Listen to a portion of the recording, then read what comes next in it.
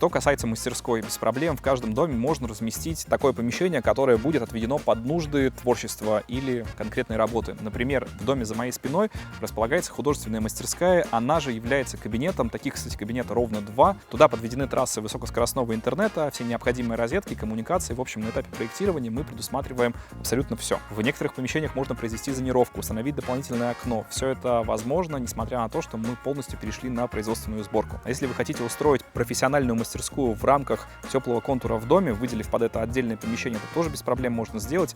Провести туда трассы вентиляции, силовых кабелей, а также при необходимости можно предусмотреть мокрую точку. Звоните нам, поможем реализовать любую идею в вашем будущем доме.